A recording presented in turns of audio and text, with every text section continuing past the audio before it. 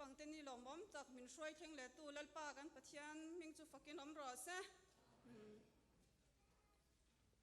pathian thu chiang hi mi lo ngai thang Psalm number za chang khata tanga chang zo Psalm number za chang khata tanga chang zo ram zong zong te u lalpa choi moin him takin au ro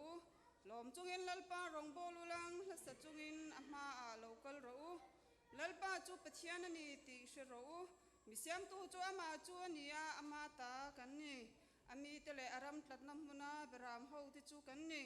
lom tu soi chungin akong khara chuan lut ulang fak chungin abiakin hung chung kotla ya chuan lut ro an he na lom thu soi ulang aming chu fak ro lalpa chu thasia angil nei na chu kum kho in omanga aren om na chu chhuan zong zong thengin omang chang khan lalpa chu thasia angil nei na chu kum kho in omanga aren om na chu chhuan zong zong thengin omang lalpan kan bible charte kan zawai ta na tan man mi som sak ro se to na chuan kan hun min tan sak turin sinyal lo ro pe kai lo so mangu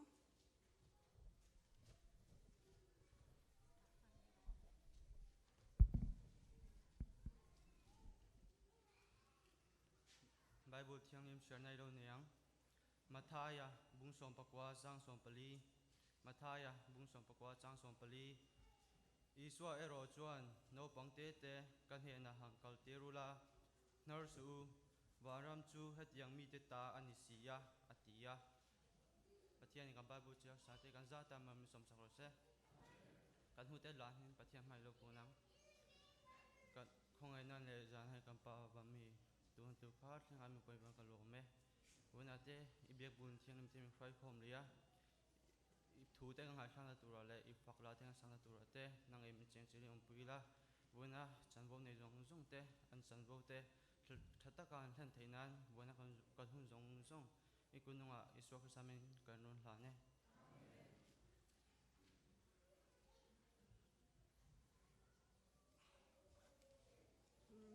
kal program mangin kan kal zelanga Naupang kan kim to em chu ka shelawa tu na chuan special item piturin athiam thei ber pikinar ilo so mangu FVC Bungru Sangkhat No Lalpa Achuan Inu Le Thu Zom Ro U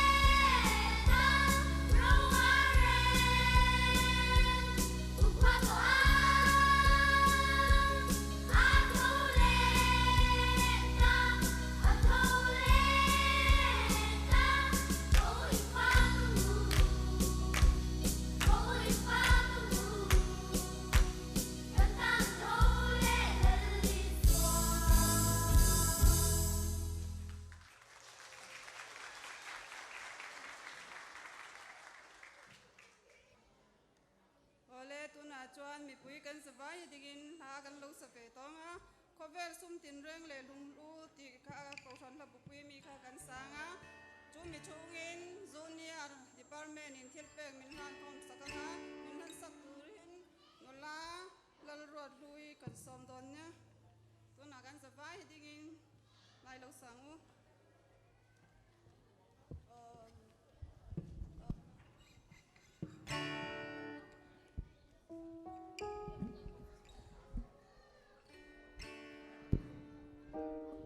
Justin.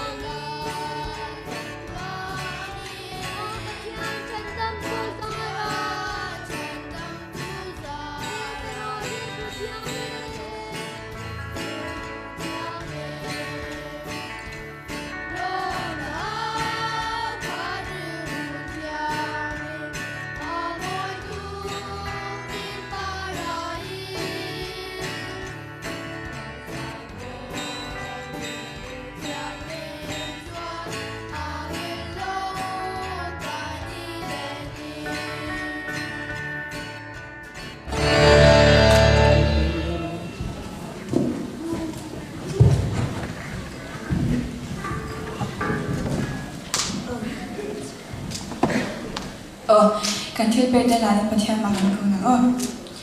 hallelujah chanam tu kan pa ma na mi ini yo bring forget lal pa vein ni ate lal pa no pang te ni mang le thei tu na lal pa hun cha le hun lom om ni dum tak lal pa min pek phala pa in kan lom ani lom thu kan on se ti chuan lal pa vein ni kan ong ka khomin kan nei ang tok le kan rem chang ang tok thil pek te kan ong keng khom le a hetiang te hi mal som na le iram zaw na ta min man sak tu chai ikuta kan on hlana ti chuan lal pa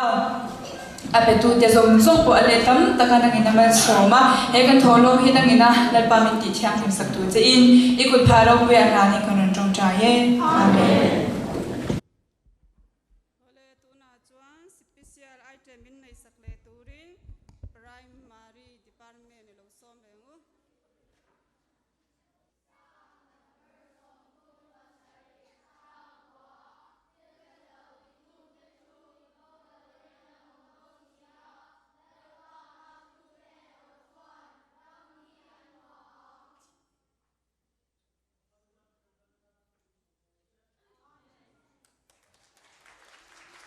tuna chuan shasarmo mi soi sak turin pu cher than sanga krista mi ni lo som mangu le vindia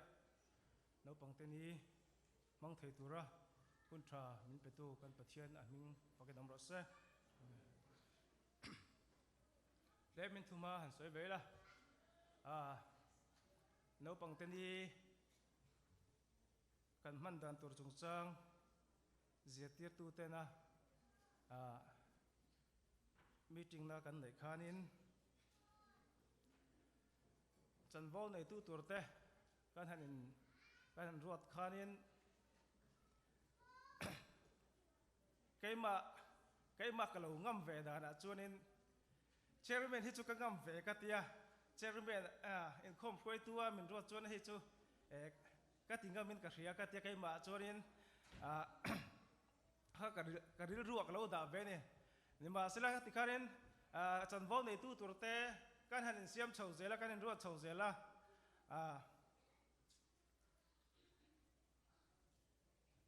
mi khual hem ni hen mi khual kan nei don ti kha kan pastor ne tang thu kan ria pastor ma fela aron kal don ti kan ria khanin ani hi hun pum hong se that don hi kan tia ka ril ruak cái ban rem kalau siam về tốc mấy mà se các tiếng này lâu khăn thu soi tu pan hi ruột tang u ti haron tluta suta chorin thu soi tur chon ruột karon di kha ka hu for em maya kan meeting na kha na rei be to le in bo se na la chu nei thad har em maya ni he kal rang em me ka ngai dan khanin kar thum kal ta khanin meeting na kan nei dei to he hun kan man tura hian thu soi tura ruột ka han ni ta ga chorin kang hak hel lam ni lawin hu phur wang zokin he naupangte ni hi aron thleng tur hian ni hi akal sot ka ti em ni chu hei atakin voin ni kan thleng ta in ma thu soi na hun toy mang turin karon ding chok thaya hetianga hun tha te min pea damna chakna risel tha min petu kan pathian chu alom thu ka soya câu thần mi quý ta chung apo lom thu ka soi boke pathian thu ngai tang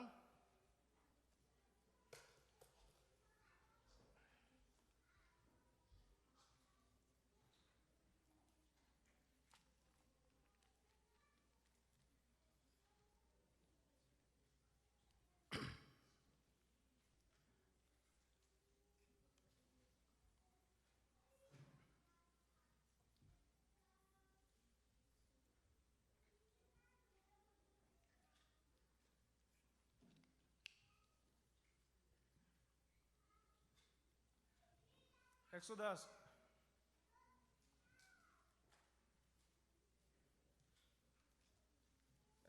bung som ni chang som pan hi thu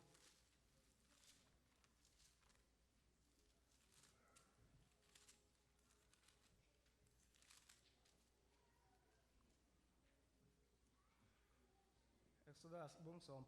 som ni chang som pan hi inu le pa choi moi ro ti chuan lalpa I pathianin ram ape ka che hian idam reidon ya ti kan hua hemi thu Exodus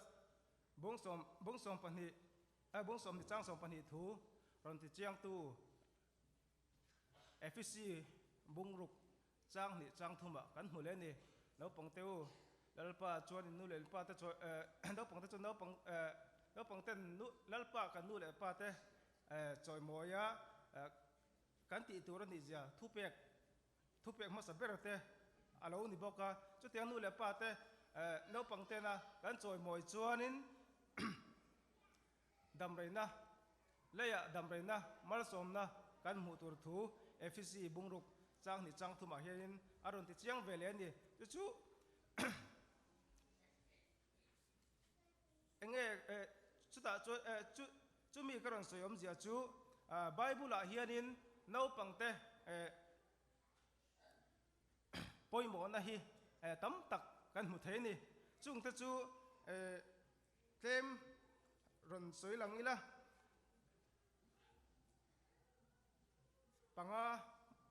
panga in soi lang kan to mga tuna apakhan na chuan Exodus kan mu tak no pangte nu le pa te kan choi moi chuan dam reina pathianin min pek tur thu kha kan hua apan hi na no pangte poimo na Bible no pangte poimo na apan hi da tan chuanin lalte pan hi na bunga khan kan hmu ni chu ta chuanin entin nge chu kan hmu ti chuanin Syria lal pai ho tu naw mana aphar thu ha Bible atang kan hre thei ome chu naw mana kha aphar ta kha aphar nat na dam na tur khanin ati dam tu kha zol ne Elisa ania kha naw mana aphar nat na ti dam thei tura ti dam tu tur ko mu tu kha no pangani khas paisa ho tu naw mana adam na tura zon le Elisa ko mu tu kha Israel ramatanga salatan an man mai cheno pangani tiang chuanin Bible a hian thu thung lui tang hianin no pang te hi kan lo poimo em maya Bible a no pang te poimo na thu thung lui tang hianin kan mo ni then khada chuanin ti mayang no pang te thil ti hi no pang te chiar tel lo na hi ti mayang pui sanga rai thua te le Israel fa te pathianin ai kupta salata hoi chua chung changa thu thung lui huna tang kharin then khat no pang te thil ti hi Bible a zia lan lo le kan hmu lo hi tam tak me oma chumikara chuanin no pangte alo poimo ema Bible a machina kala soi ta ang khanin Bible no pangte poimo na an ping no pangte ron lan chuan hi mu tur hi om ve zo ni chuanin apathum na tan chuanin Isol Krista rong bol na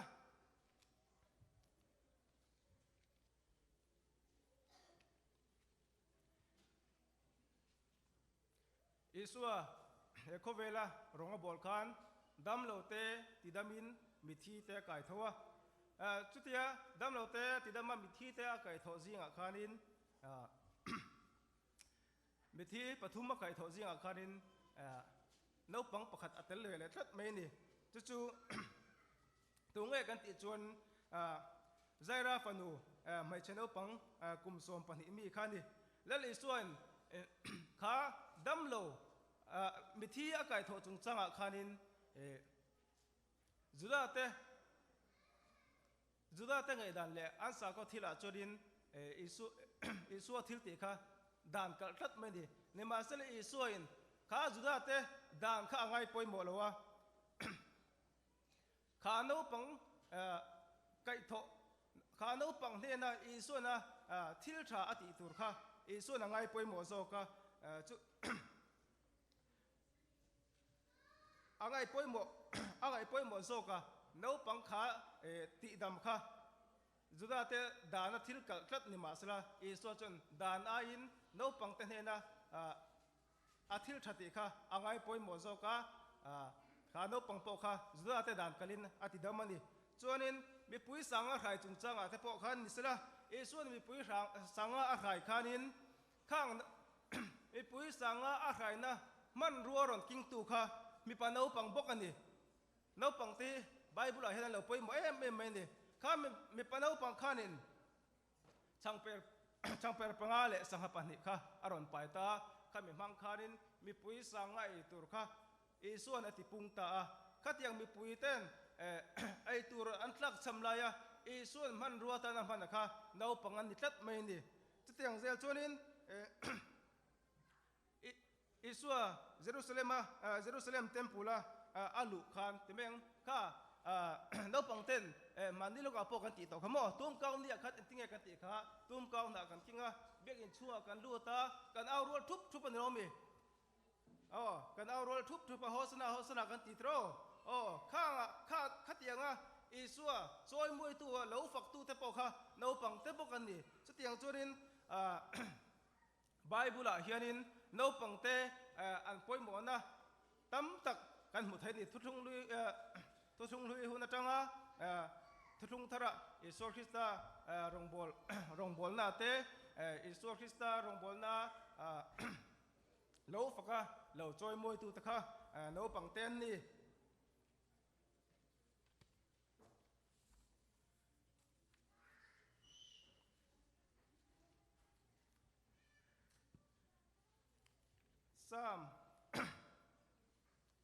Psalm number za som ni le pasari chang thum thui khan cher le nge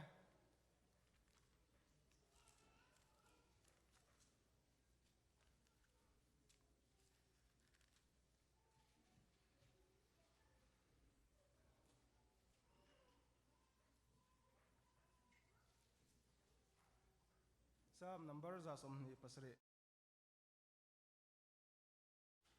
ngai te panau te hi lalpa laka kan ro chan anni rila ra hi aloman min pek ani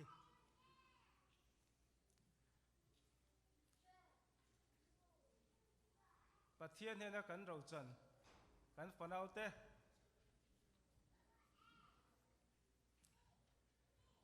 nu le pa ten nu le pa zong te hian fanu fa fel nei kan du veka chumi konga chuanin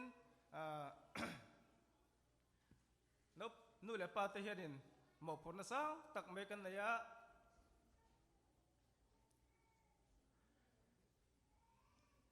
kan bible a po kong de kong tha an zo thene turin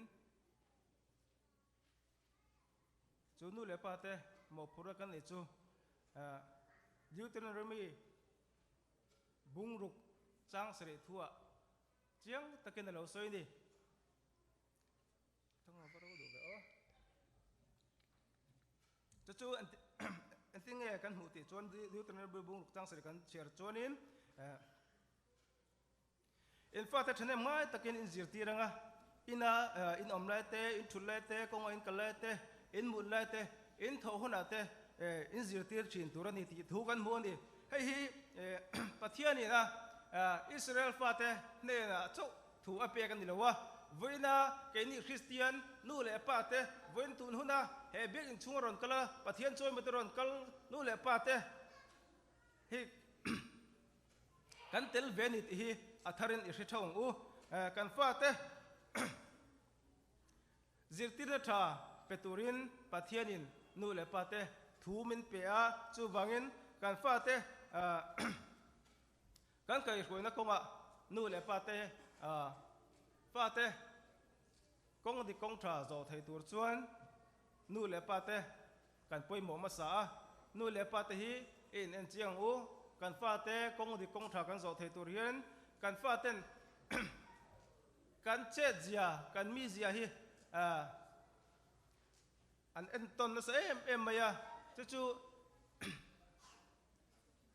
thua kan khil ngot a hianin kan che zia hi no pang hianin en na sa ni tukin zing in khom tura kan ron kal in khom tura kan bek ina kan ron thlen nu hianin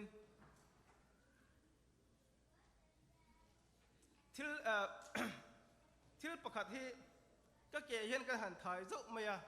ka bula ka fanu dinga ka fanu chu ange ti don ti nak lai ka kia thil pakhat kan thai zo ang chu ron thai ve mai ni chu kan che zia hi kan uluk ngai nu le pa ta hian naupang te hian in mi thiam ten an suya thua kan thir ringot hi chu naupang then khata chunin an benga luta le lama chok le mai thina chu aya naupang te nuna thil ti thei zoka an thira chu che zia mang hian ani nu le pa te vuna rong kal te hian in kan fa te kong di kong tha an zo thei de turin trong kam kan thiam lo pon mai the thu soi kan thiam lo pon mai the kan nuna kan che zia ilang ti rang u ti kha kan som tel du bok ani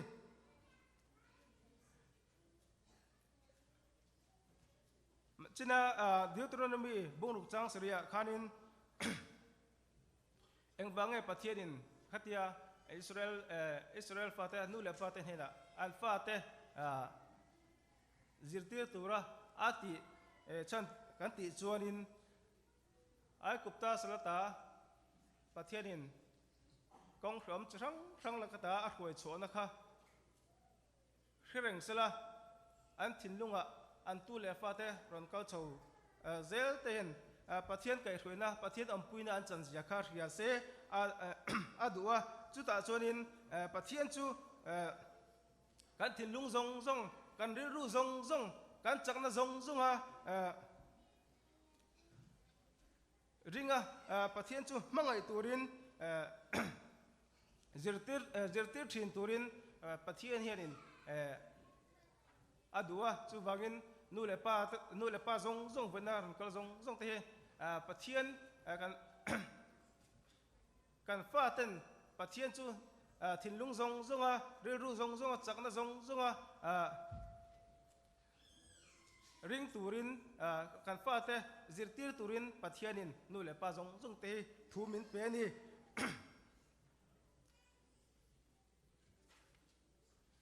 hey thúc bui ran em poka nei lo wa ti khan ka du ang puan hlom lian puan thumin karon then top mai ni apathum na chuanin zirtir na tha ti in ka handa vea hey naupang te kan in ngana thupui thufing te bungsom ni pani charuk thu hi naupang chu akal na om konga chuan zirtir ula au bat hun pon a tha lawang ti kan hmu ni zirtir chung changa hianin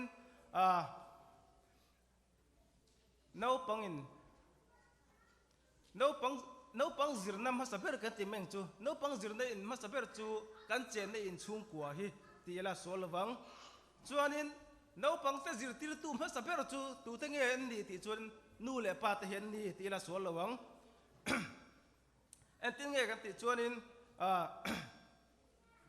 mi thiam ten ti hen lo soya naupang school kal ruwa tanga kum sompret an ni thleng hianin naupang hianin za a sompali chau hi school a hunan mangan ti ni chuanin za sompali chau hunan manga za somriat paruk khachu nu le pa te bula ina an chen pui te nen hunan mang ti ni chuta chuanin sikula zirtir tu te ain nu le pa ten in lama naupang kan fa te kan chen pui tam zo ka kong dik kong tha an zo thede turin kan zirtir that apoi mo em mai ni chu tiang kan fa te kong dik kong tha an zo thede tur chuanin an zirtir hun poi mo lai ber chu naupang te an ni lai tang ani an tirana thingkung pakhat kan lo phun ta a ngil taka thang tura kan du chuarin adip tu om tu re kha kan thian fai thatangai kan thian fai thalawa abula dip tu te om chuarin kha thingkung kha งี้ตะกี้น่ะทั้งไทยโลนี่เอ็นที่นั่นดังปะกันมั่งเลยละน้าปังเตน้าปังเตอันนี้แหละจังอันกอลทัดอภัยหมดเสียจูเอ้ยวันนั้นน้าปังเตจูนั่นแค่เราวันนู้นแล้วป้าจะจูกันเชียงอ่ะบงฮิบงฮิกันนี่พวกกันในเวทีนะอันนั้นตัวชาวบ้านอันท่าจักโดนจันติให้ดินกันโซ่ทีนั่นนี่จุดอย่างบงโซ่นั้นจนนั้นจนลิซิงเฮียดินหลังว่าเทนขัดเละปัดเทนกันเห็นบงโซ่นั้นหุ่นมังทีนั่นนี่ตัวลายลีราเฮียดินบงอันนี้ตินะแต่ทนั้นอันเราชดไทยซาประคัดเละละมาบงตัวขันอันห้องก็ขันอันบาดดูนะอันโซ่ทีนี่จุดมีอมเสียจูข้าบงตัวข้าเราทำเรื่องเราปิดรินตักมาอินซอยยังไงนี่ซอยเราชวนบ้องตัวซอยเราชูชดให้ไทยเรานี่ไว้แล้วไม่ก่อยเดินปวดมาแล้วเองถึงวันปวดมาละปวดฮาร์เอไม่นี่ดิ้งแล้วมาก่อยด้วยละอันปวดเละไม่ละก่อยฮาร์เอไม่นี่จู่เองอมเสียที่ชวนอารมณ์ฉันเรื่องตัวอะไรจังปิดรินตักอารมณ์จักฉัดมาซอยบินป่วยมันเนี่ยซอยมินเราจนบ้องซอยมินเราจวนชดเทเลวะบ้องตัวรอนนี่ตั้งชัดตะกันซอยมินจวนชดเทเห็นรวมไม่กันปนนั่นมันก็ละดิ้งตัวกันติเลยกันปนอันดิ้งไม่นี่ก็ตัวกันติเลยสดเตียงเนี่ยนั่นนี่เราเละก็ปนเฮ้ยก็รอกันเตียก็ต้องเห็นละเฮ้ยตัวเตียคุบเตียเท่าจนเชี่ยวจู่อันนี้บ้องมันอวดมั่วเป็นคงเลยมาเห็นคัดอย่างข้านี่จู่น้าปังเตอันนี้แหละจังจิตตินชัดตักกันเปกากันจิตติที่ป่วยหมอเอ็มมาจุดตาจนินน้าปังเตจู่อันติเทตัวอินชุงคุระอันติเทตัวป่วยหมอมังเตที่ไม่ยังprimary junior เขาจู่อินละมาจะชุ่มเหลาเสียมเตโมชวดเพียไฟชวดโน้อยโมขัดอย่างที่ปอกค่ะอันที่เทตัวจู่อันนู่นแหละป้าเต้นกันเหลาตีระอันเหลาตีกันโน้ปังเตอันทิลตีนู่นแหละป้าเต้นมินปุยนะคะเอ็นที่เงี้ยนัวมันเตียงนู่นแหละป้าเต้นเอ็นที่นั่นน่ะโจ้เหลาชัวมากันฝันกันฝันโจ้เหลาชัวมาโจ้กันหันอายะมามีวันนี้จู่จะชุ่มจู่ตุยเล่ไม่ก็ตุยตุกกับปัวตุกลมอมเล่ไม่หันตีละฟาติขันขัดยังอันตีเทโตกันตีตัวรันตีขัดินอันลมอันริรัวลมนั่นนะยะตีเลเซลดูนะทินลุงนู่นแหละป้าเต้นกันเสียมสักเฮนี่ทั้งที่พวกฟาเตจิตเตียนนะอัตานะมันรัวปอยโมทัดตักอันนี้กันเสียส่วนนี้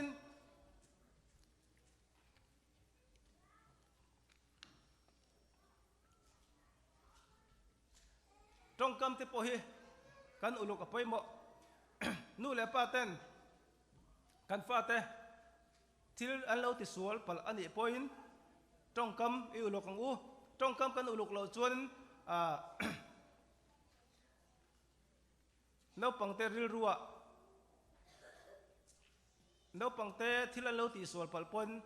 ตรงคำอุลุกของอันที่ติดสวลวางอันจุงตรงคำทะเลดูมวยเราตักแต่การเทนนี่จวนินข้ากันฟ้ากันฟันดูกันฟ้าปาตะขันริลดังอันพุทธยาอันชันเล่นนัตัวนู่นแหละปาตะกันตรงกำดิกเราตั้งขันินอาดาลเททับไม่นี่จวนินนู่นแหละปาตะกันฟ้าเตอันทิลเทียมอันตุยนักกงอิโทปัง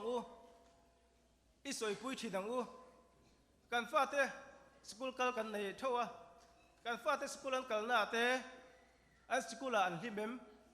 อันจิรลายเตฮาร์สันนันโตเกมกันฟ้าเตเอ็งสกุลอันดินมุนนัวมันตีเลตีเลเตฮีนู่เลปาเตนกันฟ้าเตฮีจดชินิละอัฐัดกระเรียนี่จู่น้าปังนู่เลปาเตนะอันเตจังนุนดันมอยข้อสักดันทรานู่เลปาเต nu le pa nu ai upa te za dan te mo to moi na nun te an le the de turin nu le pa te hianin kan fa te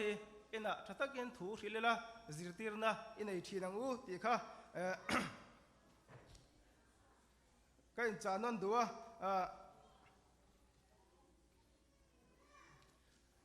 Bible top lap kan hai tonga naupang te tanga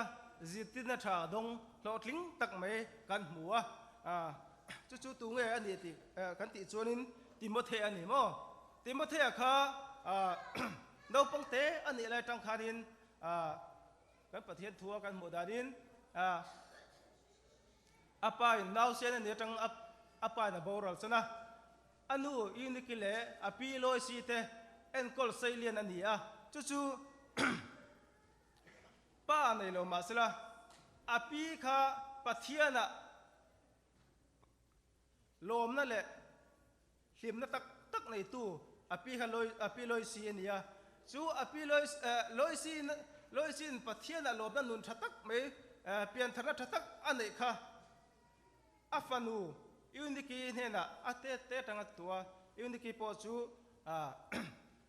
aron thang liana pasala ya fa nei nu pon katianga anu na thataka thu tha akhila zirtina tha ape ka wangin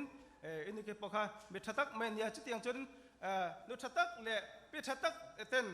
pa tel lo masala kha an fa Timothy an kolna tang kharin pathian thu tha ten zirtira dan mai nung chang tha ten zirtira khang zong kha ate te tanga an zirtir kha aron tero chowa apui tlinga atha to lo ni atha to lo wa rongbol tu ro pui tak tirgo bola nung zui tu an ya anua phei chuan ko hrat en kol tu pastor hial lo ni in nu le patena Timothy na tang kan fa te an te tanga an kal na tur om konga kan zirtir chuanin kan fati Timothy ang hianin alo puitlin nuwa po atha lawang ti kha e therang u chu wangin nu le pa zong ten thane mai tangen kan fate kong dik kong tha an zo thainan thu tha tak hrilela an lo puitlin an lo than len nuwa na po an tha lo tur pathian thu tha nundan moi te pathian thu a chuanin ngam pathian thu a chuanin nundan moi khosak tha zong hi a huam tel ka ti doni chu tianga kan fa te tang kan zir tir chuanin Timothy anga alo puitlin huna po tha to lowa nun pui tlat tu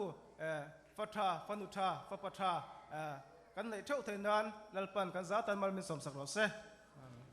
tuna chuan naupang lampang kan lo hoi vele tonga special item min nei sak turin junior department ni lo so mangu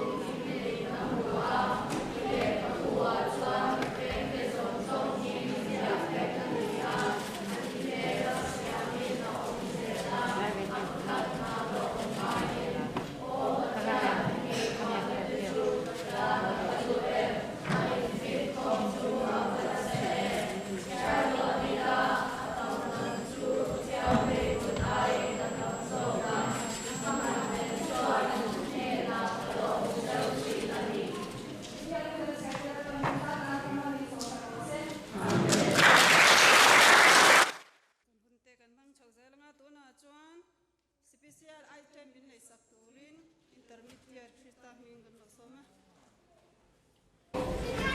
Christian in dinane Christian Christa tu dinani ama dinga du soma Christian Christian chuang ai hong mai turan ni Lobe istorin tu te om na koshana ate mene bani. kausan chu ai ni Sare Krista mo ni a patyam tu an tin tashkil na ko kyam ni. Christian in kausana ti turan ni Konte kontraite tujan sante koshan. mani chung wa Christian na turan ti ne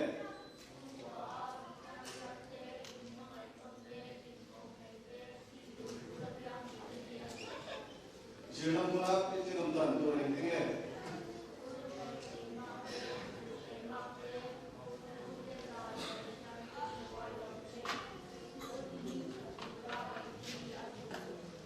Jina chung wa Christian na turan ni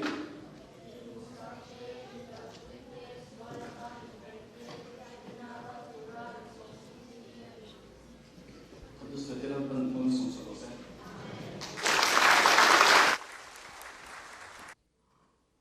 tuna chuan naupang Sunday school zong zong te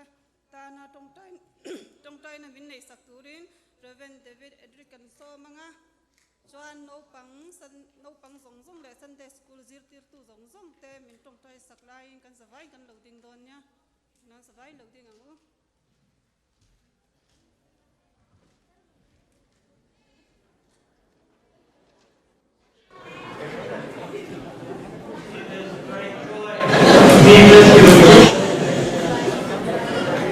Oh, we are the people of God. I invite you to pray with me. Lord, it was your Son who reminded us to such is the kingdom of God. He was referring to children. And it is to our children that we give thanks this day. We thank you, Lord, for their energy that is boundless. Instill within us that energy. We thank you, Lord, for their curiosity, asking questions, wanting to learn. Lord, may we have that curiosity. We thank you, Lord, for their wonder as they look at your world. And again, they ask questions, Lord, may we never, ever lose that sense of wonder. We thank you, Lord, for their playfulness. For it is in play that they live. May we never forget to learn how to play.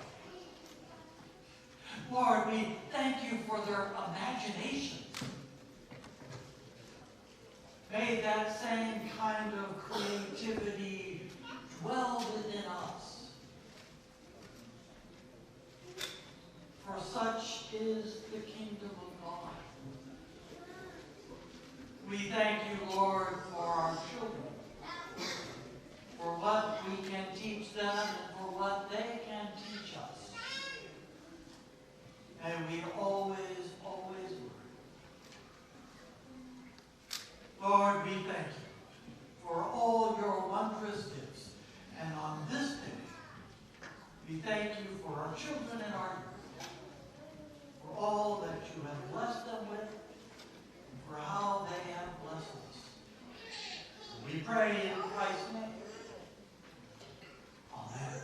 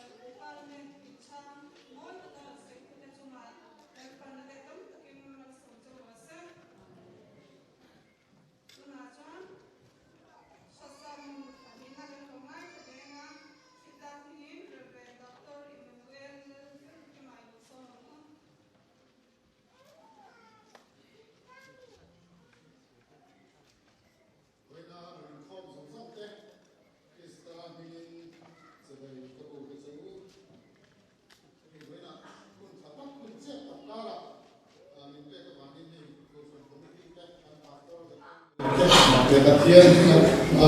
cho nào rồi ông rồi sẽ thì cứ là đây đâu hết đó nó bằng tan có thế mình ở đây đâu hết tôi yêu cái gì à cái kia lúc đó này cái kia lúc đó nó bằng không à ví dụ như cái tiền đấy rồi do nó có tốt chương sáng thì thấy chuẩn lồ mà nó là đâu nhỉ mà sẽ in sản tham in chụp muốn ra ngay in đi na riêng cái bên sản ngay nhỉ do nó có tốt chương sáng thì nó sẽ tới lồ mà nó là in pastor meeting này nghe tay của nó giống giống này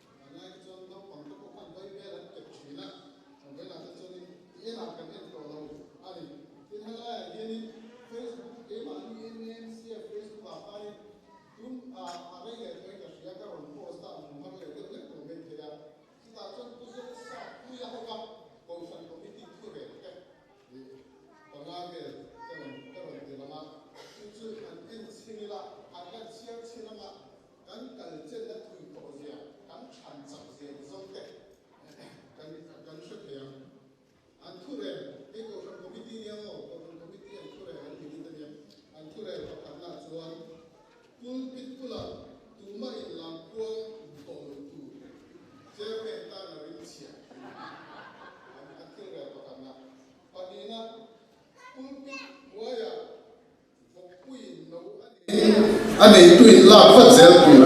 chairman ta là bên chia bắt đầu na income line chairman in phu phê cầu lâu tụi nấu bằng ta ăn vừa rồi phát triển cái chairman này ở phu lâu phê ô cái này na income line gồm những gì ở bên income giống giống là số phép cầu lâu tụi bằng là income na khuôn để giống giống những cái phép cầu lâu tụi khuôn sống về rồi cho nó to cái này bao nhiêu anh để giống ta lấy đầu tiêu chỉ là gì mà là các tiền các xe tham với là những cái tiền chân đi thứ đó có về chân chính trả và cái gì rồi chân chính trả cái này sự tiêu dễ là cần pha tết xuân lớn là ông tụt tết cái sự dễ thì cần tăng cảm đó bữa anh những lẽ nó thật tắc lấy tết anh là vào càng là tắc lấy tết tăng cảm này là vào tăng cảm là chỉ càng thu đồn thu địch gospel thu chân chính trả đi cần pha tết lại xuân lớn là ông dễ tụt tết cần sự tiêu anh thế gun bôi mỏ atan hiền thu bùi binh tê đến này cái pastor các con rồi ta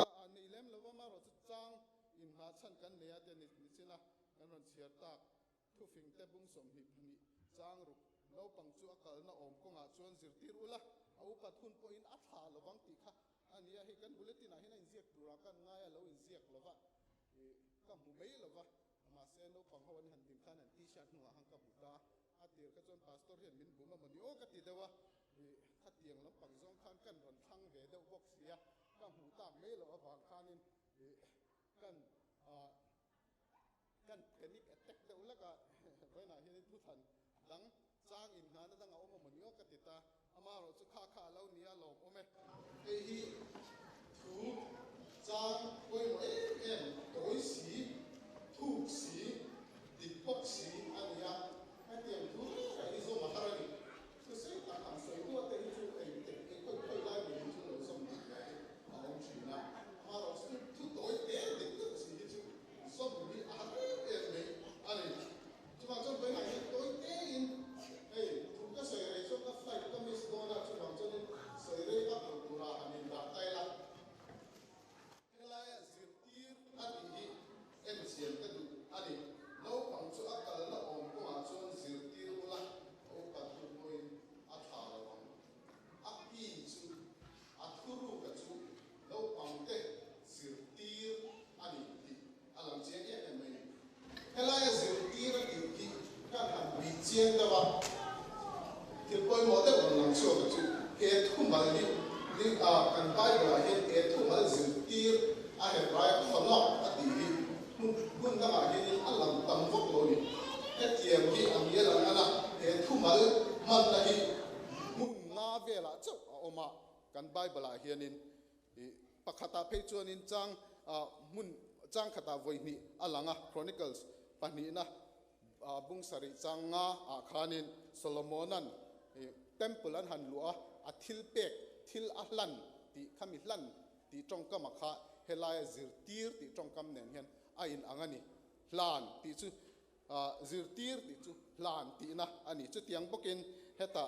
laltea solomona thil hlan soinan he thumal hi man ani chuwang chon zirtir kan ti hian hlan ti na ani atong kam atong bul omzia chuanin tin Deuteronomy bung som ni changa tepo kan hua an dan in pek mo sia dana chuanin hlan thil han hi an ngai poi mo lu to ka hai in hlan tepo in thar in ya pathian ne na ilo lan mo ni chon ba do tu kon suak to mala va ho le va ki le la va lan le ro atian ni Deuteronomy bung som ni changa hian chuwang chuanin hlan ti concept ta hlan ti omzia a hi thu thung luya te thu thung thara te po chu tiang chuanin om zeril tak ane ani chuan chon voina hian zirtir kan han ti hianin thu hril ringot thu tha in fa ringot thi ani lo ti kan hre thiam ome tero thu tha ringot te hi chu in hril ngai lovin mani chhir tur po hi atam mai ani kan hriat cheng lo ke ma ni poina kan zom sen lo hi kan hre tamani tero kan fa te zom tur po ni lo ke ma ni zom tur nge nge po chuwang chuanin helaya hianin zirtir ati hlan ati hi han en chiang te lek thin sinela ati ran chuanin New Testament da po thuthung thara po la li so Christine aron thin remem temple aron ti faina chan chu temple ka hlan to ane pathian ta na hlan to pathian om na tur pathian chen na tura then thiang lim to hlan tur ani lain temple ti borbangin an lo che sum don na ina an lo siama la li so Christian aron vodar ve kani kha a thin remem ka in chu tong trai na in tiang tia zia ka ne nang ne ro chon suamang te pu ka in CMC hi ti chuwang chonin thil kan hlan to chuan hlan om zia chu pathian ne na hlan om zia chu in te po kan hlan to training ka ringa motor te po kan thil thar nei hi kan hlan thin chu kan ti turani hey thu thung lui kan en chon Abraham te mo sia te tha tu te ho zong zong kha uncle na huna khan pathian ne na thilan hlan thina kha mun kha an hlan thiang lim thinan thian thiang lim thina ni Abraham te po akal na penga Jehovah Jireh ti te El Bethel ti te lalpa in ti te Jehovah Nise ti te khatiang zong zong kha aron chuana chan chu an hlan thina ni an thlen hun te an thlen to chin an ra chin kha pathian tan an hlan thina ni pathian ne na an hlan thina ni chu hlan ti om je chuenge voina hianin tlemin han soi chiang deuh hlek taila thil kan hlan to chuan in te po kan hlan to chuan a om zia taka chuan kan va tong trai mei sakhe ani lova kan in hlan na program ringot kha ni lova eile in ringot lampang ni lova kan hlan chuan pathian he na kan hlan chuan he hun hi chu he in hi chu pathian lal na mun pathian chen na mun pathian thu nei na mun ani to ang tin kan hlan thin ani chuan in kan hlan ve hian kan thil nei te kan hlan ve hian he ka thil nei hi chu pathian ro na lo kun chu ka mang thiang lo ni ani he in suma hian pathian ro na lo ni le pathian du zo ki na lo kun chu he in sum hi a rem chang lo he in suma hian pathian thu oi lo a rem lo he in suma hian pathian thu oi lo a him lo ka ti na ani chu chu lan ong zia ela zir tir ong zia chu ani chu chu kan ma kan fa te pathian he na kan pathian thu kan zir tir ka ti na pathian he na kan la ti la ani thu sen chau ani ta lo a in ani tu pa in ama in ka ti pathian he na aman chuan a in thiang him tu ra a ti chuan a vom thiang ni ma ni ma pha pathian he na la ni passport te ko ro pa te ko pathian he na chong trai lam ro se ama khan vom thiang him chung si lo se khala ta khan om zia anei lo a in sunga cheng tu a in en ko tu khan a vom thiang mai chumi a vom thiang ni ma ka ina hian pathian thu oi lo a rem lo ve pathian du lo da na om a rem chang lo ve hal ani lo ve ki kha a apol tu ri a meite tu ri a keng ko tu ri chu chu lan ni je chu ko ro pa te passport te ro tong trai mo ta lan a ti lo lan trong ka ma chu ni kum khua ta he in hi ka ta ani chu chuan pathian chen na in pathian choi moi na in ani tu ri ti ani chu chu no pa ma in tin nge om zia le ya no pa kan zir ti no pa kan lan chuan e mani an mani phong thiang in na a ko ma te an mani ti thiang na kai shuai na ko ma te khang zong zong a khalim an mani no pang ten kong ngil an zo ai ma chuan ke mani in nu le pa te hian kong dik kan zo tur ti na ani fa te lan ring ka mani om dan siam thasi lo mani nun dan siam thasi lo kha fa te zir tir kan ni lo fa te ne na pathian hlan kan ni lo fa te ne na pathian hlan tak tak fa te zir tir tak tak tu chuan kan nunin kan zir tir thin ani kan nunin thu kan soi thin ani ke manin kan timma sa thin ani fa te ton tur fa te ti tu thil thale thalo hi zu te po him lo vem ti te hei kan han zot thina thil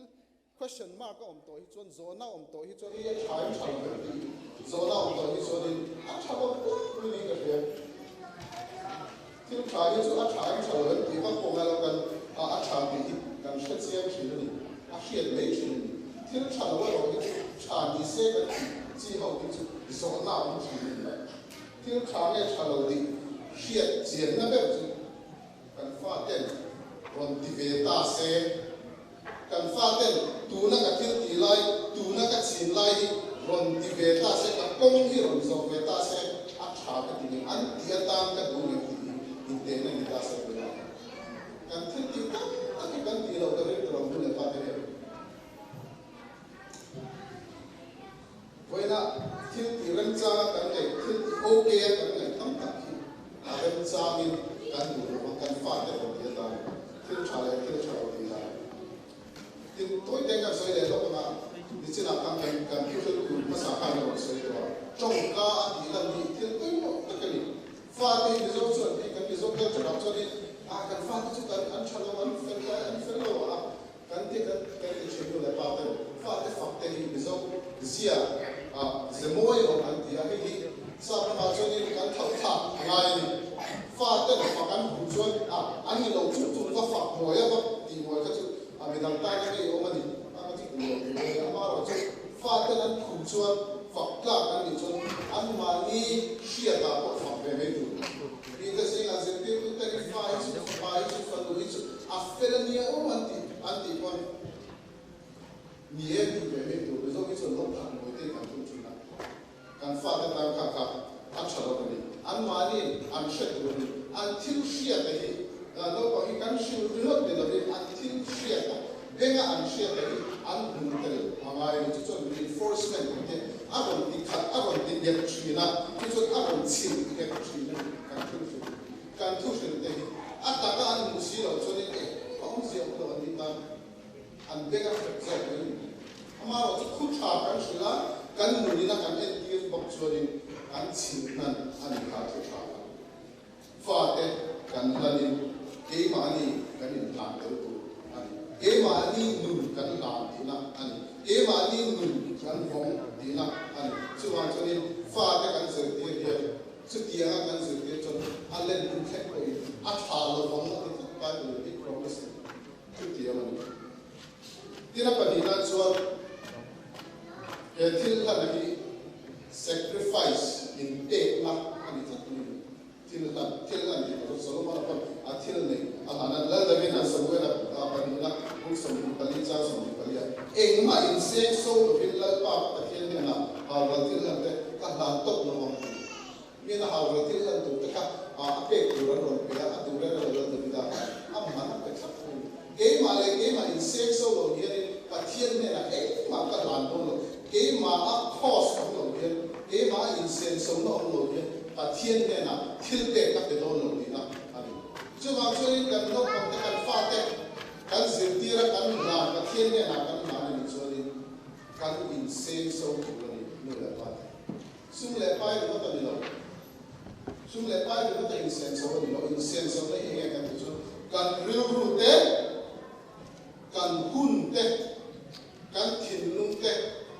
ทางทรงสังขารโนปังตานกันเซฟโซตุอันนี้กันเป็นตัวนี่เกี่ยมานี่สุดกันนี่กัน sacrifice ตัวเองนี่ตาเกี่ยมานี่ตานะหุ่นกันนี่เพ็กชินตะคามีตลอดกันทิลดูโซฟาเตมูลว่ากันทิลตีดูเตปะกันก็เพ็กตัวจุนี่ตานี่กันบัลลันตัวจุนี่ตานี่กันก็ sacrifice ตัวจุอันนี้ตานี่กันหุ่นเตนี่หันไปทำตัดเตนี่เตนี่น้องบอกเตนี่กันเรื่องรู้เต็มอันเป็นตามเรื่องเต็มตลอดแล้วบางทีอันช่างออกมาคุณกันเตะกันฟาเตะตามคุณกันเตะรู้แบบโดยสารพัดอันนี้เราอีคุณทำอันนี้อีคุณทำอีเตะเองเรา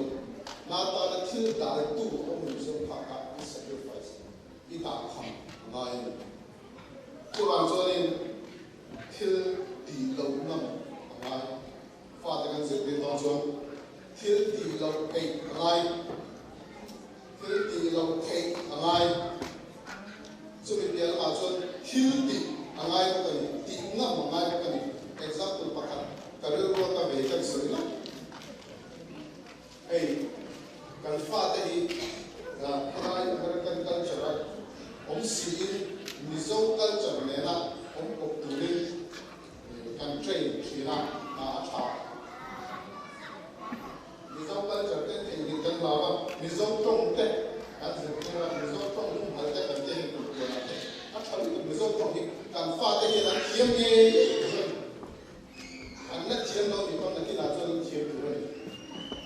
มาว่าจู่ๆไอ้ปุยหมอกกันที่จู่นู่นเลยว่าเตะเนี่ยนี่กันฟ้าก็เชื่อเทียมเชื่อตัวเองนี่จงให้กันสิ่งแบบนั้นนั่นที่เรียนดูแลว่าเต้นสับจงเทียมตัวเนี่ยเรากันฟ้าเต้นมิโซจงเทียมตัวมันกันเป็นตัวอันจงให้เทียมตัวแบบแต่ละสกุลอันสิ่งไรที่ว่าเชื่อเทียมตัวแบบแต่ละกันเชื่อเทียมอาฟุ้งกันเชื่อเทียมเป็นโลกบริมาเสว่าเชื่อเทียมตัวแบบสิ่งแต่ละนั่นที่เรียนรู้ว่ามัน in adjust เนี่ยมันดูแลไปให้มีการจราจรการจราจร in adjust เนี่ยมันดูเราฟังเรานั่งเต้นกันโดราอันมานี่เช็ดเชียวดูดิกันรู้กันสอนดูบอกสิเราจู่ๆ generation gap อะไรมันจู่การคู่ตะการมันจู่นั่นเลยว่าอีกการin เช็ดเชียวเรานะอารมณ์มันจู่นะ family a break up จู่นะอัฐจู่นี่เวลาเห็นอเมริกาเราเห็นปันในโลกสู้กว่าที่สาสมีอันนี้ bihang zinga hin za sum sa hin pa ni chuwang chorin an culture aktuara an sa ko na an tuara an harang ni aktuara ni chuwang chon voi na hian zirtir kan fa ta kan zirtir don choni helaya an tong man te kan thiam te ngai an chhe ye chin te ne na an thil sun te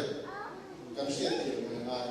an text message te kan hriat thiam te ngai an thil thil lai ni yes te kan hriat thiam te ngai an thiam te lo te ra ko ya thara ka ko kala tin kan thiam te lo kan thiam te lo kan du so chu tro na thar te kan sira kan thiam chu chu mai sa chuwang chonin thong te po hi har sa mo kan te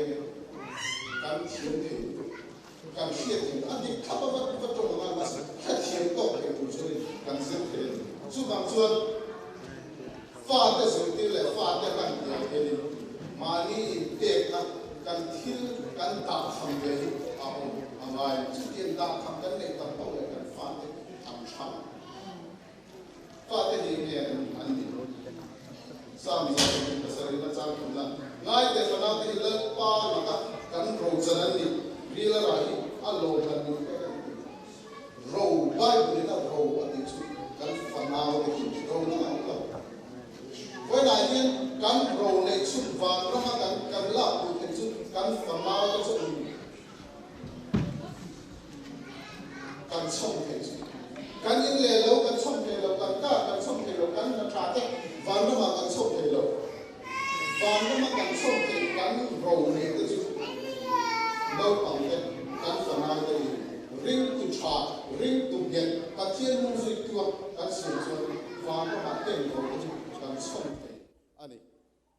chu wang chonin enge kan ro hi voina nu la pa te hen in ngai to cheng ngu kan fa te tan in le lo education tha te le khatiang dream khan kan thopon ma na ma ro chu an ma ni kan chang te kan ro lu ba zo kan chang te ani chu wang chonin in zir ti ma ni le ma ni in pe angai ani ato pe ra kan zirtir kan ti hian zirtir tu chuan enge a zirtir thin zirtir tu na ama zirtir thin chu ama zir thiam to sa ama thiam to sa ama na a bel to sa ama na a hriat chil to sa zo na to lo se a chan the tu ang thil ka a student te zirlai te a zirtir thin na ma zirtir tu e kha lo su zirtir ko kha ni lo ani ke lo mang to zirtir tu e kha thi lo su zirtir tu kha ni to an le khabu an zirlai bu bel thap an zirlai bu shreem em kha zirtir tu kha ni thin na tinge no pangin zonan ron ne na chang thei thina tu mai ba ka azir an zirlai kha a thiam wang ani to ro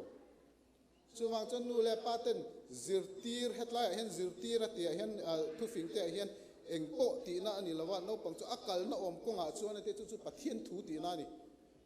pathian thu kan zirtir don chuan kan bel angai ti na ni pathian thu enge chu om zio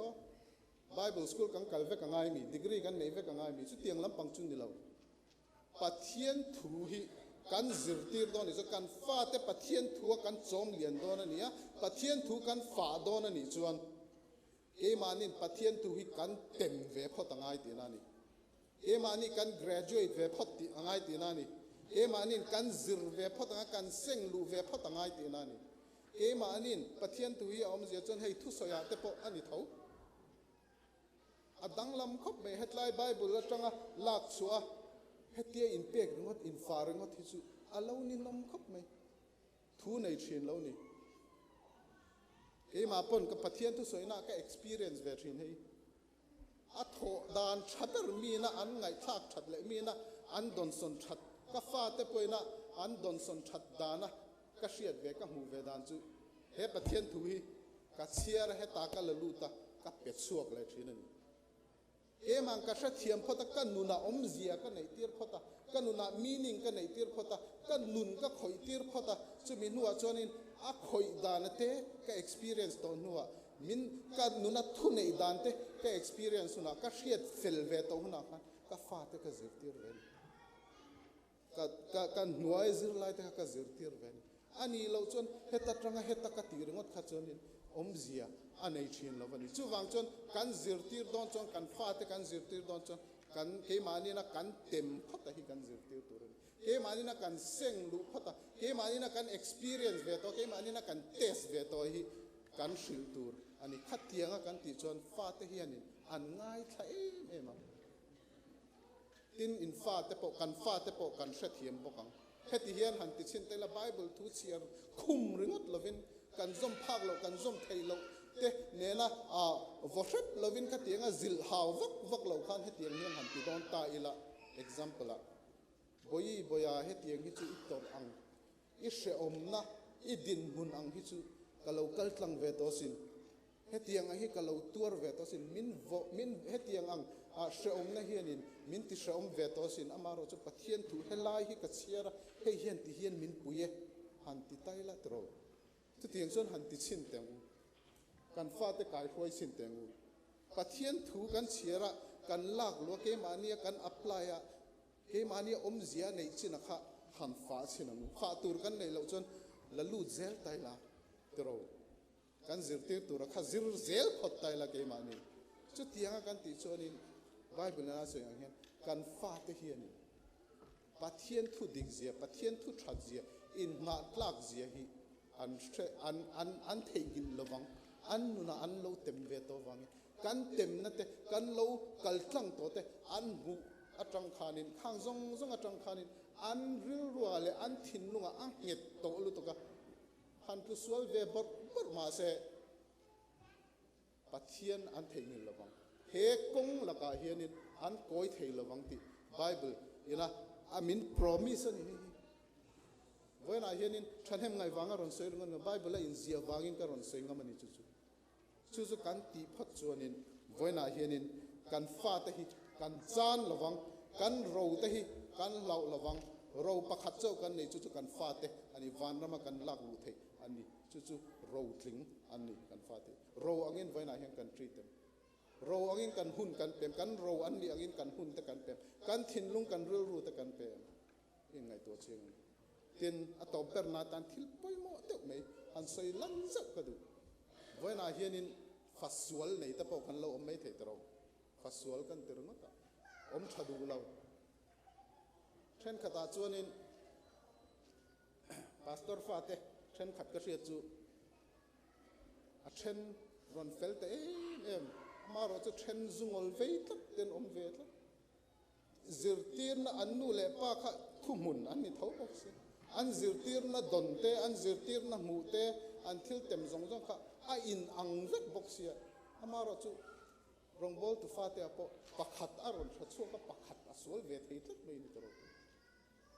ka mu fo mai chu tiang chu pa fel tak nu le pa tha tak maro chu fa te ron sual tlak chi kha an om ve thin ni when I hear thil pakhat chiang do ka sai du chu kan mo phurna hi kan fa te zirtir ania kan fa te pathian thu hril ania kan fa te pathian ne na hlan ania amaro chu an ril ru siam na an decision a hi chu puitling an ni to a du than na nget yang nget an nei to a chumi du than na an mani du than na kal tlanga pathian an thang lo ani chon I mo phurna ani lo ti hrial che amaro chu an ti thei ma kan zirtir hi ke mani responsibly kan mo phurna nu le pate mo phurna ani amaro chu puitling an ron ni to du thanna an ron nei to in thu an oi lo ani chu ani amo in phur lo amo phur tu chu tunge an mani du thanna nei to wangi chu wang chen voina hian ru na tak nu le pa ru na tak ru se om tak an om khovel pumpuya he mani Mizo culture a chok pon ni lo enge ka ti dik lo ti anin zot enge ka lo ti dik lo tak ka tong trai nai ka lan china ka theyang pa to pin thu tha ka china narim takin ka thokan mani tan nga tinge he ting hian an ron khosak ni nu le pa tam tak zona ni I thiam lo ani lo an du than na manga pathian thu an zom lo pathian an hnol ani chonin an mani mo phurna ni amaro chu kan mo phurna ve thu chu an hriat thei lai an hriat thiam thei lai kan hrila kan kai hruai kha ani chumi ti tur chuanin voina hianin hei ko san khotlang nu le pa te kan tang ko pa alo ma me hei hianin kan Mizo society hi avong nung don ani voina hianin ko san in khara tam lutuk Sunday tin hian am number che kha ka hre to lowa America rama hianin ko san enga mozat Sunday tin hian an kharani voin Sunday a hianin an last service nei ko san tam tak an omani America rama hianin chu chunga tinge kan ti chuanin he ta chung ko atangin alo chetran ani chung ko Christian chung ko an nei to lo wangi chung ko atangin a chia khotlang a chia ko san na fana chutiang chon chu chu abul pui ber chung ko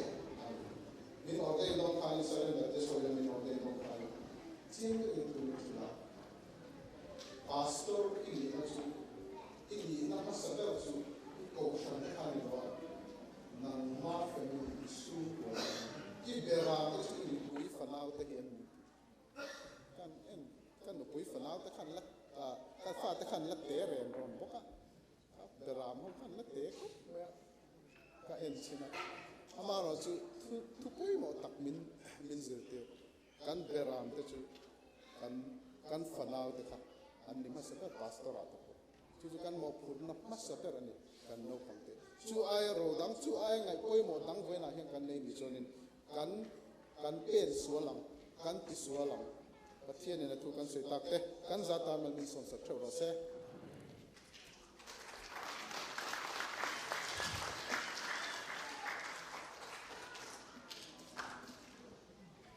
kan thu pui panhina mi sei saktu Reverend Dr. Emmanuel lalfel kim chunga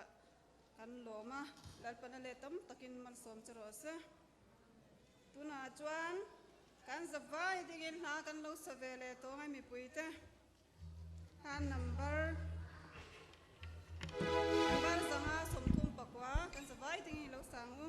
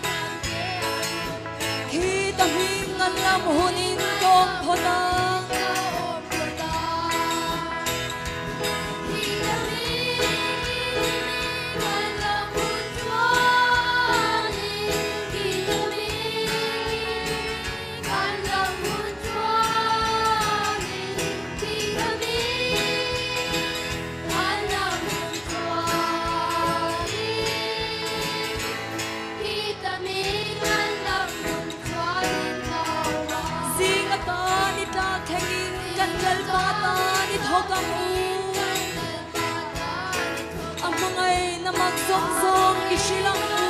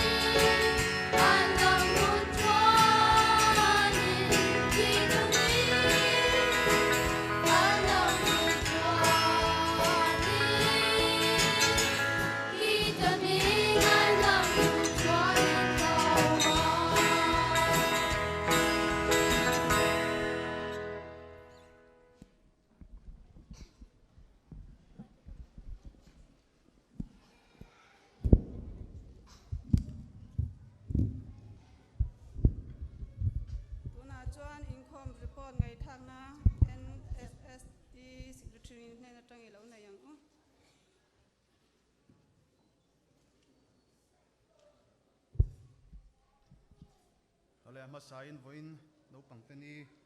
chuang ka le thei tura damna le hrisena thamin pe tu kan pathian ni pakin amro se le Naupangte kan la ha lo tro ka ha to mo oi lo lo ha tang tang lo hey report kan to ma beginner department lam hi ta khat chong in ho kan tla ne an ha the lo amaro chu minute so man thu le an ha thei tu ne chu report kan to ne tu ma kan kan nei mo to lu kan ni ho hi ole report pe tu dia khan in kan kan su su ma hum the re dan ama sai safety tu te immersion ti la kan ne nga e kan superintendent kha moi lo ting sa o so an mu ma so pu ri mo ya dia kan an tin zo ka so nan thu le zel thei chuan kan assistant superintendent u chertan sang chuan secretary kema si wanal thei takan ya chuan assistant secretary hi nala ro thui chuan kan treasurer hi nala wanal lupui financial secretary hi Tangwa Mikael Nunthara chuan i currency ami chua ilal ruat kimi ilal thanemi ilal limpui nulala ropari tambal musanga nulala tinthari in noel ma boy don ya nulala Elizabeth dalin diki tambala rin puya tambala rin duata tambala musanga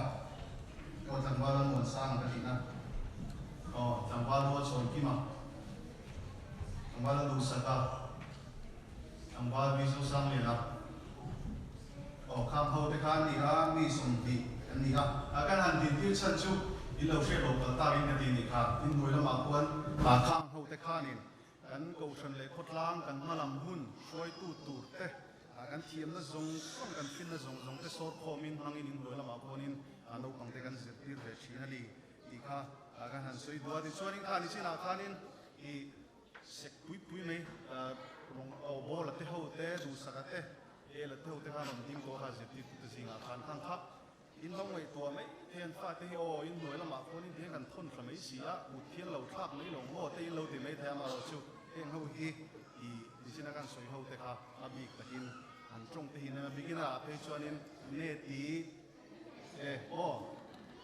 tha em an trong ta sa nge tu so so to ta mo dan nge kwa ni I kan ke ko tha ni kan se te dua le a do pa se de school department ni kan sa bhai me ba za sam ni le ko wa ko na chuanin se na me ma ro chu bigina ro ko ni lu so ko ni na lu so ko ni chu ni se lo ko ma se ma chu a ko ni lo a ko ni lo ni chu an me no ka su su de ko ni ti chuanin info dan tan isu info dan lain dan China ichuan se lai la chu tu mani se lai la so na pe chang mai la tu kan so na siamin chuan in ba la an siam China ni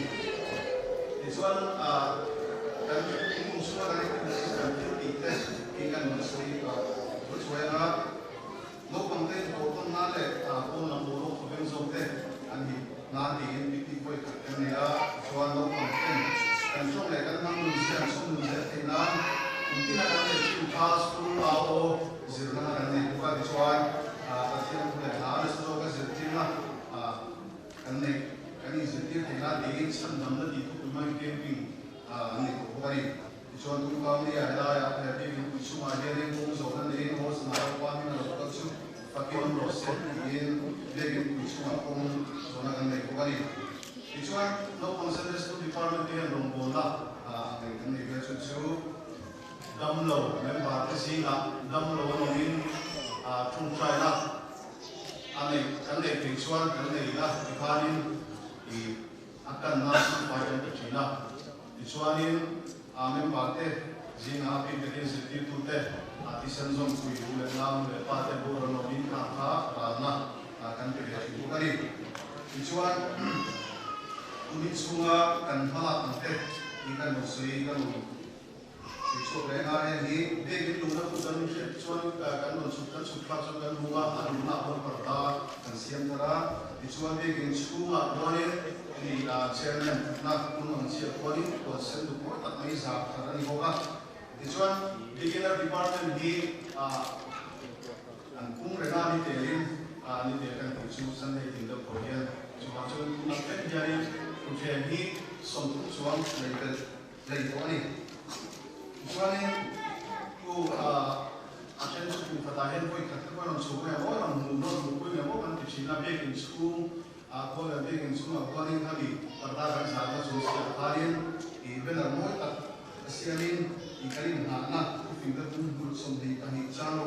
no pang chu ka no ko ma chu si pi la u ta ni ba sa no pi la ya kan dan na ko ki na ta ki ki ta ta ta ni chuanin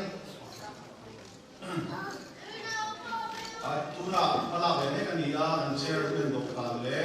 an sam mixer da na tu ko ko ne ani ko bari ang zong ka report kan han te te chu ni ga de chuan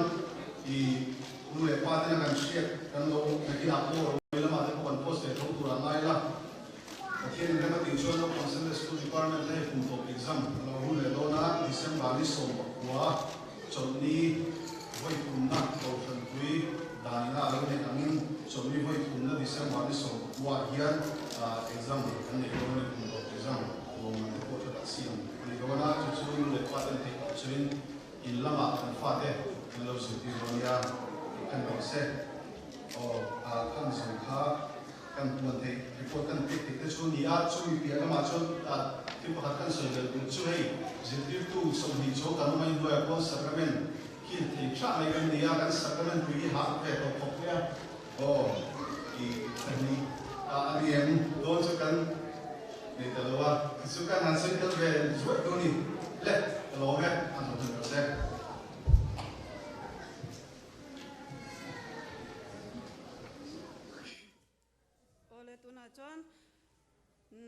Senior department item này tôi được so bằng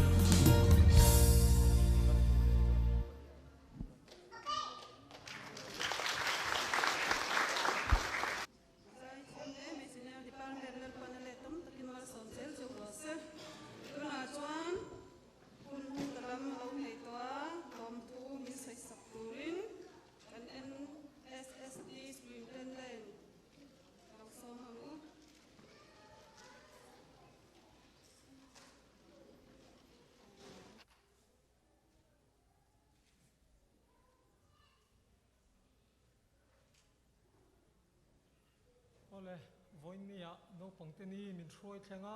hun hlim om tak mang thei tura hun thamin pe phal tu ngam pathian ming fagin om non le ro se ni hei voini naupangte ni mang turin kan in puwa cha ve na sak hop maya chumi ti hlo ting thei tur chuanin mo phur na rang rang kan in pe a tuna department special item ron nei tu te kha kalau hret pui ve ni alowa in tin ngan class chung chuan oma chumi ti hlo ting tur chuanin zirti tu te in thanem ngai na le in pek zong zong kha ro pui le a in chuma khan in ma srin lo tu kan se a chu ti rolin ai in kan bo sei tur te chuanin an mo be na moi tak tur ang te le thu sei tur ang chi chan bo kan in pek zong zong te kha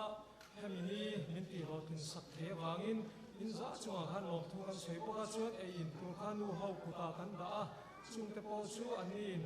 zo tak mai in tu na min boi pui vat maya chu ti rolin thalai te kan som no le ai seng hoi le min bo sei pui tur khan in chung te po chu in chunga khan lom thu kan sei bo ka ni ti khani sela chuanin kan siret ei khan in ron tuang ko mi no pang kan kal dan kha tlem karon sei ve thanga kum tira tang khanin covid chauvel wang khan kum tira tang in khom theilo kan nia march chauvel tang in khom kan ni wang khan kan kal dan kha nu le pa te in du khop lo le in du thu sam lo tak tak om nge in kan ringa a chan chu kan du thu samang hi chu kan ban phak lo deuh hi lo ni thina wangin all san chung cha te le zirlai kan in pek le kan in ti dana khanin a then kan da thak le te le tiang chi te kha aum nuan maya kan kal dan kha kum tira tanga kal kan mi lo wang khanin nu le pa tam tak te in ril ru te mo kan lo ti na te mo om mai the khang kha ngai dam karon dila na kum kan kal le tura hi chuanin fel fai takin kan kal thai kan bai sei to ni ti kha ni sela chuanin zirlai tur te po ni zana khan kan sia na kum zirlai bo tur hi athar kan zir thai to do na no pangatan po phuram he donin ka ria chu te po chu na kum lama chuan tun aya thazok ten rangin kai khoi thai kan tuma chumi kanin kai khoi na lo pang kan zirtir na kuma khanin kan vai hian kan poi mo tang veka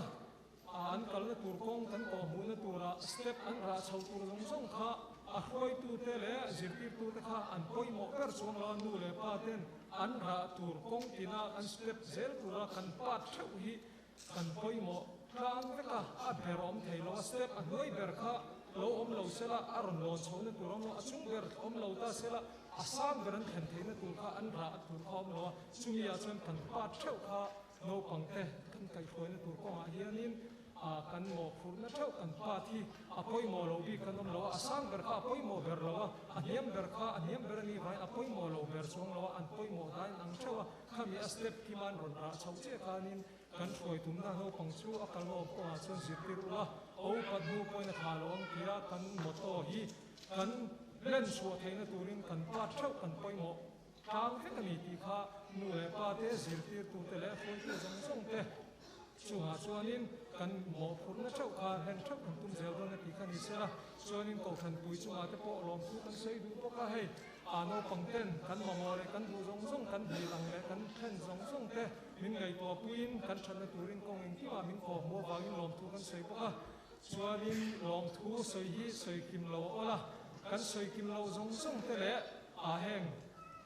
min boi pui tu zong zong te chunga khan ni za chunga lom thu kan se ni ti kan ro se ko lo me Hãy subscribe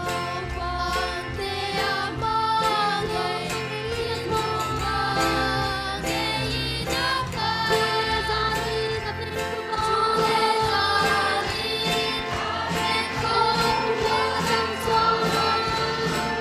Ghiền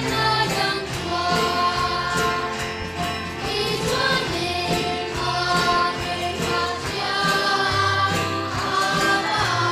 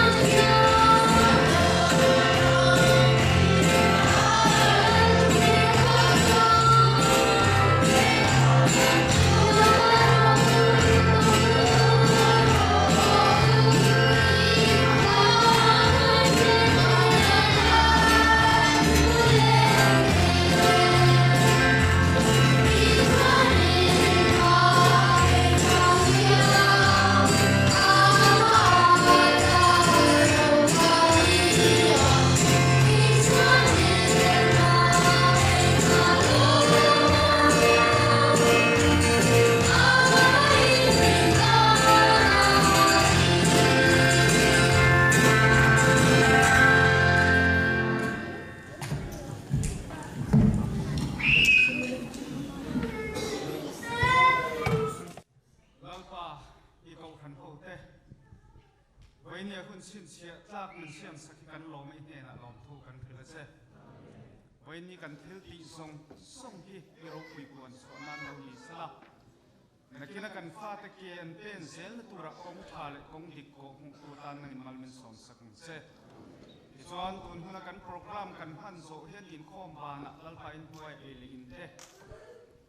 คอยตัวตะกัลสังนันบัวเสียกันเองตัวตั้งมินกินอุยเละละรักษาเลทราวละมินติสักะยูรงกันบอลห้องนักว่าอินคุ้มขัดนัทจอกมันเสียมสักตัวตานนั่งอินทันมันเป็นสองสักเลียงเซ่วันนี้ตุนหุ่นเชื่อกูทันเขาจะทำเรามินเอ็นคนละมินกายคอยตัวปาเลฟปาเลทราวเทียงหิมโกนะทำวันนั่นแหละสุดที่มันดงตักสู้ตัวนัทจอกคุ้มคนอินซานเฮนะเราเทนลมเซลล์เซ่อาเมน